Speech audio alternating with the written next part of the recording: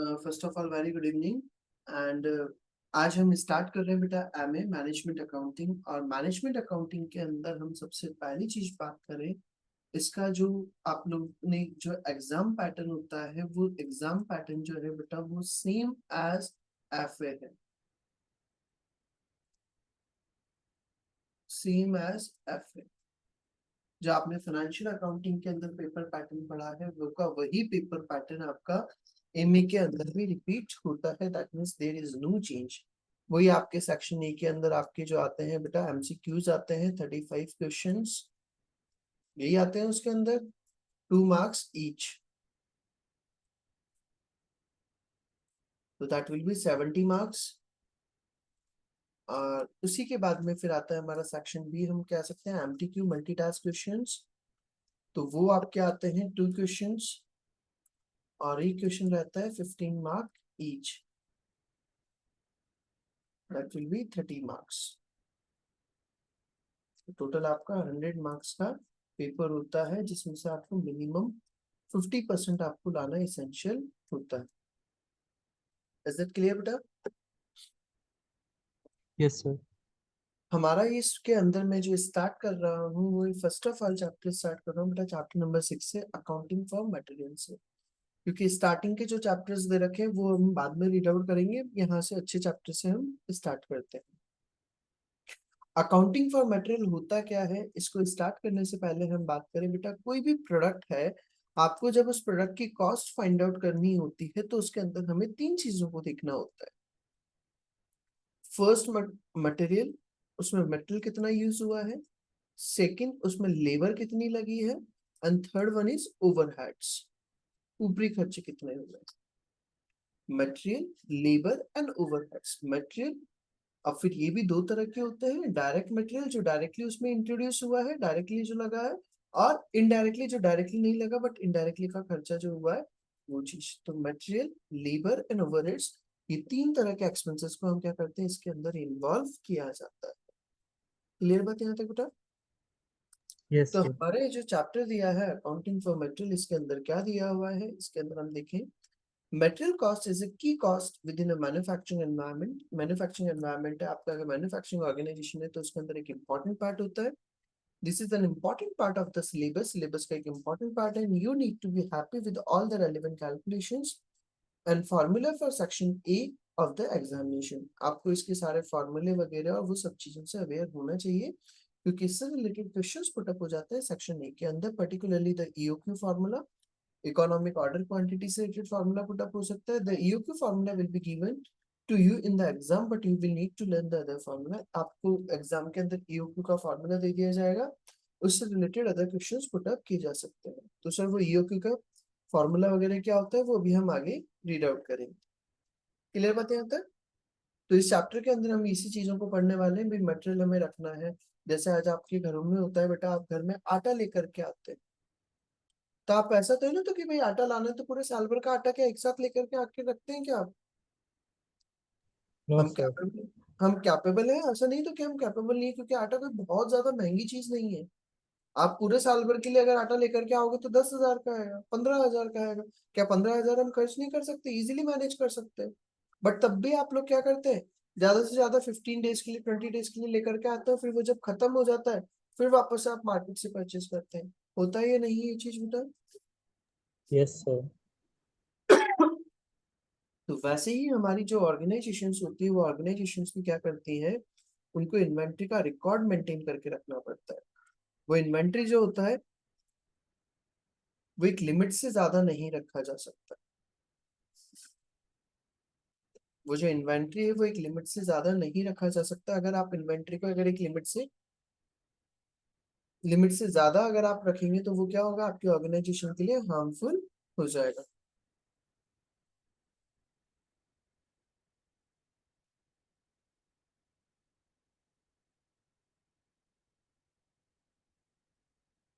देखिए अब इसके अंदर हमें क्या लिखा हुआ है, सबसे पहले हमारा टॉपिक चैप्टर दिया है, उसके अंदर फर्स्ट टॉपिक दिया अकाउंटिंग फॉर मटेरियल।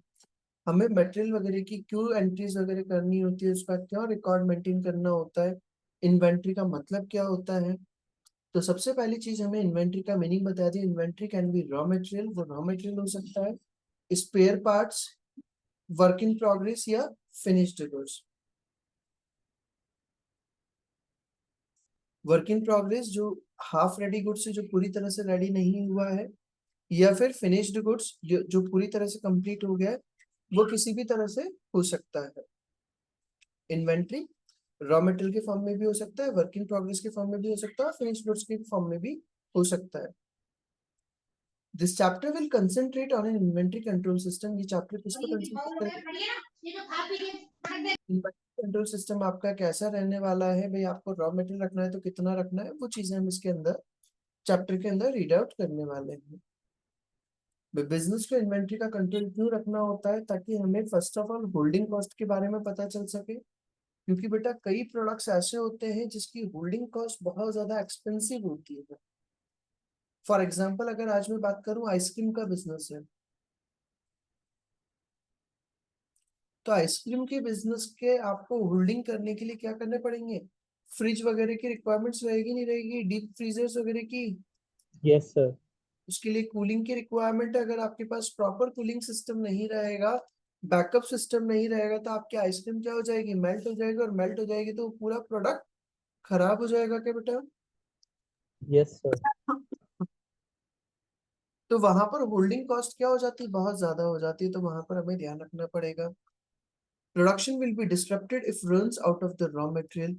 अगर प्रोडक्शन आपका रुक सकता है अगर आपका रॉ मटेरियल खत्म हो जाएगा, तो हमें वो चीज देखनी होती है, तो क्या ऐसा ना हो जाए तो कि हमारा रॉ मटेरियल खत्म हो जाए, उसके कारण हमें प्रोडक्शन रोकना पड़ जाए।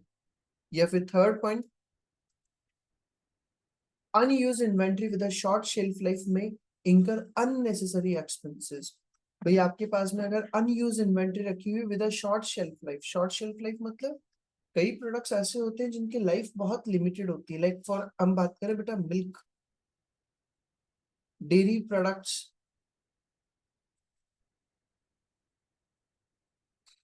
तो क्या आप इसको 6 महीने रख सकते हो क्या मिल्क वगैरह को? तो कि 6 महीने तक हम होल्ड करके रख लें? No, उसकी लाइफ sir. बहुत लिमिटेड होती है। 2 डेज 3 डेज मैक्सिमम, इतने दिन ही चल पाता है बेटा वो। अब अगर मान लो मेरी ऑर्गेनाइजेशन में इतनी सील नहीं है, अगर मैंने उसको एक लिमिट से ज्यादा अगर ऑर्डर करके मंगा लिया, तो वो क्या हो जाएगा? प्रोडक्ट खराब हो जाएगा, नहीं हो जाएगा? और खराब हो जाएगा तो मुझे फेंकना पड़ेगा, अननेसेसरीली मेरे ऊपर क्या हो जाएंगे? एक्सपेंसेस आ जाएंगे क्या? तो Yes, sir. ऑर्गेनाइजेशन को इन सभी रीजन से क्या करना पड़ता है? इन्वेंट्री का कंट्रोल करना होता है। Is it clear? इन्वेंट्री, फिर आगे क्या लिखा? If manufacture goods are made up of low quality materials, the end product will also be of low quality. अगर आप जो है मैन्युफैक्चरिंग जो कर रहे हैं, अगर आप लो क्वालिटी मटेरियल्स लेंगे तो उसका जो प्रोडक्ट है वो भी क्या बनेगा? लो क्वालिटी बनेगा। It may therefore be necessary to control the quality of the inventory in order to maintain a good reputation with the consumers. तो इसलिए हमें कंज्यूमर्स के साथ में एक अच्छी रेपुटेशन बनाए रखने के लिए हमें अच्छे मटेरियल को यूज करना, और अच्छे मटेरियल को यूज करने के लिए आपके पास प्रॉपर इन्वेंट्री का रिकॉर्ड मेंटेन होना जरूरी है, उसका कंट्रोलिंग होना जरूरी है, ताकि वो इन्वेंट्री रेगुलर यूज भी होता रहे, खराब भी ना हो और फेंकना भी ना पड़े। Clear? Yes, sir. Inventory control includes the process. ये थ्योरी पार्ट दे रखा है, इसलिए इसको एक बार बस हम रीडिंग लगा रहे हैं। इन्वेंट्री कंट्रोल के अंदर क्या क्या चीजें होती हैं? लाइक हम बात करें ऑर्डरिंग, उसको ऑर्डर वगैरह देना, परचेज करना, गुड्स वगैरह को रिसीव करना, स्टोर करना, स्टोर करके रखना, इन्वेंट्री इशू करना, कंट्रोल वगैरह रखना, ये सब चीजें आपका क्या होता है? इन्वेंट्री कंट्रोल के अंदर आता है। ऑर्डर करना, परचेज करना, गुड्स को रिसीव करना, स्टोर करके रखना, इशू करना, ये सारा काम। अब हम आते हैं इसके अंदर, हमारा इसके बाद में नेक्स्ट टॉपिक दिया है ordering, receipt and issue of raw material. और उसके अंदर हमारे ये अलग अलग तरह के डॉक्यूमेंट्स बताए हैं, और ये डॉक्यूमेंट्स हमने एफए के अंदर भी पढ़ा था। मैंने एक टॉपिक पढ़ाया था बेटा, डॉक्यूमेंट्स यूज्ड इन सील और परचेज, याद आया? Yes, sir. तो वो डॉक्यूमेंट्स बताए हैं हमारे, लाइक जैसे हम बात करें, फर्स्ट पॉइंट दिया परचेज रिक्विजिशन। जब आपको अगर गुड्स परचेज करना होता है, तो परचेज करने के लिए आप क्या करते हैं? रिक्विजिशन, भाई हमें क्या क्या चीजों की रिक्वायरमेंट है, तो आप क्या करते हैं? परचेज रिक्विजिशन इशू किया जाता है। When the stores department or the warehouse needs material, it issues a purchase requisition which is sent to the purchasing department. ये हो गया हमारा। इसके बाद में जब आप ऑर्डर देते हैं, परचेज ऑर्डर दिया जाता है भाई, तो कि हमें क्या क्या गुड्स चाहिए, तो उसके लिए ऑर्डर दिया जाता है, तो उसके लिए हम जो डॉक्यूमेंट रेडी करते हैं उसको हम क्या कहते हैं बेटा, परचेजिंग ऑर्डर।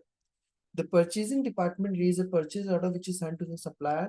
जो सप्लाई करने वाला है उसको अकाउंट्स डिपार्टमेंट को, उन दोनों को कॉपी भेज दी जाती है। क्लियर बात है यहाँ तक? Yes, sir. डिलीवरी नोट, इसके बाद में आता है कौन सा, डिलीवरी नोट। डिलीवरी नोट क्या होगा बेटा भाई, जब आपको सप्लायर को अगर डिलीवर कर देता है तो गुड्स रिसीविंग नोट पढ़ा था क्या अपन ने, GRN। Yes, sir.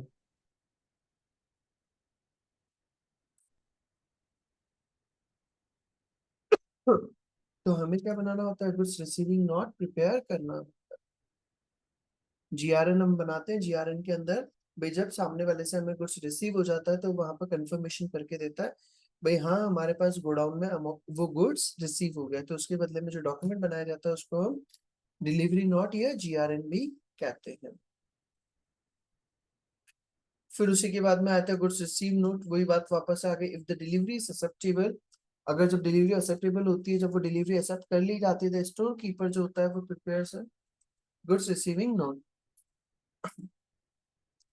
तो जो स्टोर कीपर है वो क्या करता है, गुड्स रिसीविंग नोट बनाता है which is send to the purchasing department और अकाउंट्स डिपार्टमेंट। आपको सिर्फ डॉक्यूमेंट के नाम याद होने चाहिए और उसका एक एक लाइन का मीनिंग याद होना चाहिए। फॉर्मेट वगैरह वो कुछ काम के नहीं है आपके एग्जाम में, क्योंकि कोई फॉर्मेट बनाने के लिए नहीं बोलेगा हमें।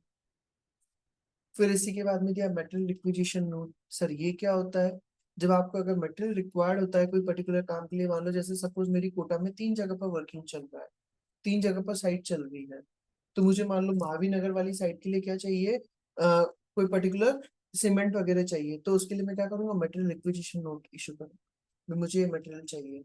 when materials are required from the stores warehouse से, जब हमें अगर मटेरियल्स वगैरह चाहिए होता है for a particular job, a material requisition or store requisition is raised by the job manager, तो फिर वो जॉब मैनेजर ये इशू करता है। नेक्स्ट दिया मटेरियल ट्रांसफर एंड रिटर्न। जब आपको अगर एक प्रोजेक्ट से दूसरे प्रोजेक्ट में अगर क्या करना होता है, मटेरियल को ट्रांसफर करना होता है। मान लो सपोज मेरा कोटा में भी वर्किंग चल रहा है और बूंदी में भी वर्किंग चल रहा है। अब जो कोटा वाला जो सेंटर है वहां पर मुझे अर्जेंटली क्या चाहिए था, कोटा में मेरा काम हो गया था, तो मैंने कोटा में जो सीमेंट के बैग रखे हुए थे वो मैंने क्या कर दिए, यहाँ पर बूंदी में ट्रांसफर कर दिए। कोटा में जो मटेरियल बैग वो जो रखे हुए थे सीमेंट के बैग्स, वो मैंने क्या कर दिया बेटा, बूंदी में ट्रांसफर कर दिए। तो उसको हम कहते हैं मटेरियल ट्रांसफर करना। When materials having been issued to one job or cost centre, जो मटेरियल वगैरह आपने एक यूनिट या कॉस्ट सेंटर को इशू किया था, और later transfer to a different job or cost centre, तो फिर अगर वो दूसरी जॉब सेंटर पर अगर ट्रांसफर किए जाते हैं without first being return to the store, भी तो कि हम पहले स्टोर को रिटर्न करेंगे, वेयर हाउस में जाएगा, फिर वहां से बूंदी जाएगा, तो मतलब क्या है, हम डायरेक्टली बूंदी ट्रांसफर कर देते हैं। तो वहां पर जब ट्रांसफर किया जाता है तो वहां पर हम बेटा ट्रांसफर नॉट बनाया जाता है। then a material transfer note should be raised. Material return must also be documented on a material return note. This document is reverse or acquisition note. मतलब कि जब आप अगर कोटा में आपने गुड्स मंगाया था और उस गुड्स को अगर आप रिटर्न कर देते हैं, when goods return, जब आप अगर गुड्स को रिटर्न कर दिया जाता है पूरे के पूरे गुड्स को, तो वहां पर फिर हम बनाते हैं बेटा return note. Is it clear? Yes, sir. आगे बोला हमें यहाँ तक की बात हो गई हमारे, ये सारे हमने डॉक्यूमेंट्स रीड आउट कर लिए। तो सबसे पहली चीज तो मैंने आपको अभी तक क्या बता दिया बेटा, भाई हमारा इन्वेंट्री को क्यों कंट्रोल किया जाता है, उसके प्रोसेस, उसका रीजंस क्या क्या है। भाई होल्डिंग कॉस्ट बहुत ज्यादा महंगी होती जा रही है, प्रोडक्शन रुक जाएगा अगर रॉ मटेरियल का पूरा ध्यान नहीं रखा, कई इन्वेंट्रीज वगैरह का फालतू का खर्चा बढ़ जाएगा। फिर हमने पढ़ा इसके बाद में इन्वेंट्री कंट्रोल के अंदर क्या क्या चीजें ली जाती है, वो हमने रीड आउट कर लिया। फिर इसके बाद में हमने पढ़ा अलग अलग तरह के डॉक्यूमेंट जो यूज होते हैं, परचेज रिक्विजिशन, जब आपको कुछ मटेरियल वगैरह की रिक्वायरमेंट वगैरह होती है। परचेजिंग ऑर्डर, परचेजिंग डिपार्टमेंट क्या करता है, ऑर्डर देता है भाई हमें ये मटेरियल रिक्वायर्ड है। डिलीवरी नोट, जब आपको गुड्स डिलीवर हो जाता है तो वहां पर ये बनाया जाता है। फिर हमने पढ़ा इसके बाद में मटेरियल रिक्विजिशन नोट, जब आपको अगर मटेरियल वगैरह रिक्वायर्ड होता है कोई पर्टिकुलर वर्क के लिए, जॉब के लिए, तो उसके लिए आप मटेरियल रिक्विजिशन नोट बनाते हैं। और फिर हमने पढ़ा कौन सा, मटेरियल ट्रांसफर एंड रिटर्न, जब आपको अगर एक जॉब से दूसरी जॉब पर अगर मटेरियल ट्रांसफर करना होता है तो वहां पर बनाया जाता है मटेरियल ट्रांसफर नोट। और जब आपको जॉब से वापस से वो गुड्स को अगर रिटर्न करना है, वो मटेरियल को रिटर्न करना होता है कहाँ पर, वेयर हाउस को, तो उसके लिए हम बनाते हैं material return note. Is it clear? Yes, sir. इसी के बाद में फिर दिया है बेटा हमारा material inventory account. So material inventory account मतलब कि इसकी एंट्रीज वगैरह कैसे बनती है। तो जब आप गुड्स परचेज करेंगे तो क्या बनेगी, when a purchase is made on और एन इनवॉइस रिसीव। तो सिंपल सा पॉइंट है बेटा, डेबिट मटेरियल इन्वेंट्री अकाउंट और क्रेडिट कैश है पेबल अकाउंट। मटेरियल आ रहा है तो डेबिट मटेरियल इन्वेंट्री अकाउंट, और क्रेडिट कैश आ रहा है तो कैश, और अगर उधार में खरीदा है तो payable account. First entry clear. Yes, sir. Second point बोला हमें, when an issue is made to a production process। जब आप मटेरियल वगैरह को क्या करते हैं, कोई प्रोडक्शन प्रोसेस में अगर इशू करते हैं, जब आप मटेरियल वगैरह को क्या करते हैं बेटा, कोई पर्टिकुलर प्रोडक्शन प्रोसेस में अगर यूज करते हैं, जैसे मान लो मेरा कोई साइट वगैरह का काम चल रहा है, वहां पर अगर मैं यूज करता हूँ या कोई वर्किंग में यूज करता हूँ, तो उसके लिए हम क्या करेंगे, डेबिट प्रोडक्शन प्रोसेस या WIP और क्रेडिट मटेरियल। वो जो मटेरियल हमने परचेज करा था तो उसको डेबिट किया था, कम करने के लिए हम उसको क्या कर देंगे, क्रेडिट कर। क्लियर बेटा? Yes, sir. तो ये हमारा मटेरियल इन्वेंट्री अकाउंट बता दिया। लाइक जैसे आपको ओपनिंग बैलेंस जो आपका ओपनिंग इन्वेंट्री, अगर एक सेकंड सॉरी, आपने जो भी मटेरियल परचेज करा तो मटेरियल परचेज का आ जाएगा आपका डेबिट साइड में। अगर आपने कोई भी मटेरियल इशू करा तो वो क्रेडिट साइड में आ जाएगा, डिफरेंस अमाउंट का आ जाएगा आपका क्लोजिंग बैलेंस। भाई आपने मान लो सपोज 1 लाख का मटेरियल परचेज करा था, जिसमें से 40,000 का इशू कर दिया, तो कितना बैलेंस बचा, 60,000। वो हमारा क्या कहलाएगा, closing inventory. Is it clear? Yes, sir. इसी का इलस्ट्रेशन नंबर 1 दे रखा है। Doda company issued 1 lakh of material from stores.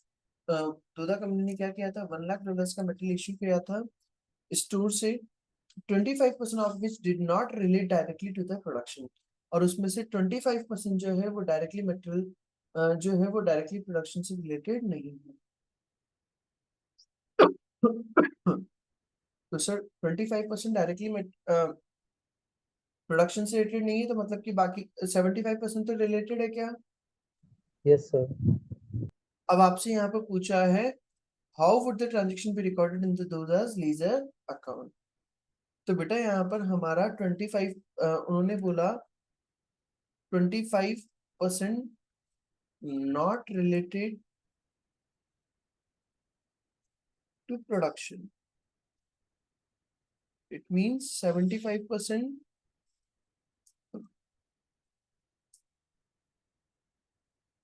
Related directly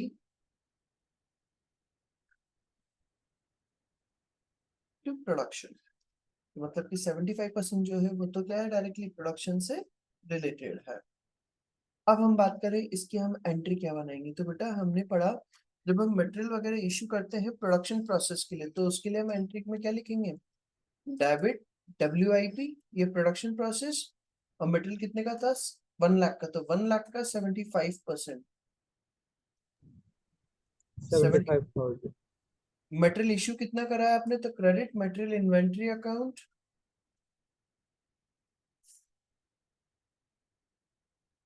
1 lakh, और बाकी का जो 25% है वो किसमें आ जाएगा, फैक्ट्री ओवरहेड्स के नाम से, डेबिट फैक्ट्री ओवरहेड्स, और वो आ जाएगा 1 लाख का 25%, 25,000।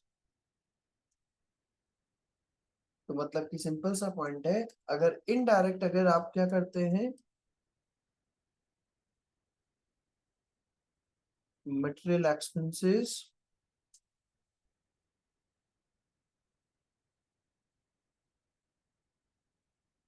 As factory overheads. Is it clear? Yes, sir. तो वही चीज देखें, हमें क्या क्या ऑप्शन दे रखा है, how would the transaction be record in the ledger account. First point दिया, debit work in progress 1 lakh and credit material control account 1 lakh. गलत हो जाएगा क्योंकि 75% हमारा प्रोडक्शन से रिलेटेड है। सेकंड पॉइंट बोला डेबिट मटेरियल कंट्रोल अकाउंट, तो आ तो नहीं रहा बेटा, हमने इशू करा था, सेकंड ऑप्शन भी गलत है। थर्ड ऑप्शन दिया debit work in progress account 75,000, debit working factory overheads account 25,000, credit material control account बिल्कुल सही है। And fourth option debit material control account, ये तो आएगा ही नहीं क्योंकि मटेरियल आ ही नहीं रहा, मटेरियल तो हमारा जा रहा है, तो थर्ड ऑप्शन आ जाएगा इसका आंसर। तो करेक्ट आंसर क्या हो जाएगा, डेबिट वर्किंग प्रोग्रेस और debit factory overheads, credit material control account 75,000, 25,000 और 1 लाख। आगे क्या लिखा है उन्होंने बेटा, material inventory is being reduced as material are being issued, therefore the material control account is stated with 1 lakh, 25% of the total $25,000 did not relate to the production and should therefore be debited to the factory overheads. तो 25% portion जो है वो क्या है, directly related नहीं है, तो इसलिए हम उसको किस नाम से शो करेंगे, फैक्ट्री ओवरहेड के नाम से। and the remaining $75,000 which relates directly to the production should be debited to work in progress. तो उसको हम किससे शो करेंगे, वर्क इन प्रोग्रेस से। Is it clear? Yes, sir.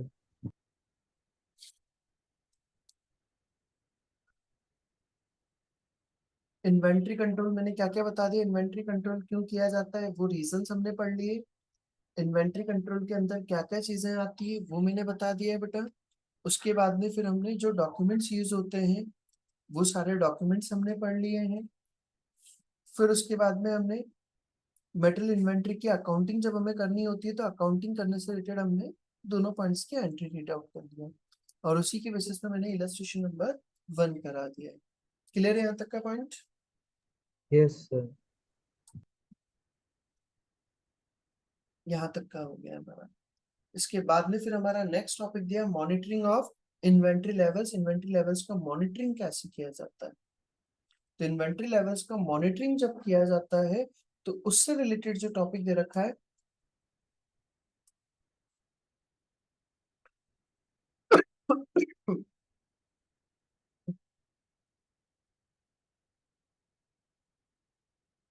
इसका अपन यहाँ से फिर कल से रीड आउट करते हैं बेटा। अभी स्टार्टिंग में एकदम से ज्यादा स्पीड नहीं लेंगे, शुरुआत में 2-4 दिन अपन अभी थोड़ा सा पढ़ते हैं, फिर उसके बाद में धीरे धीरे आपका स्पीड कवर कराते जाए, ठीक है? Okay, sir. है ना, इसको डेली बेसिस पर जहां तक का मैंने पढ़ाया है वहां तक का उसको कवर करते चलिएगा आगे का। आज का आप यहाँ तक का कंप्लीट कर लीजिएगा, इसका आगे का बाकी का अपन कल करते हैं सेम टाइम पर 8:15 पर, ठीक है? ठीक है, sir. Okay, thank you. Thank you, sir.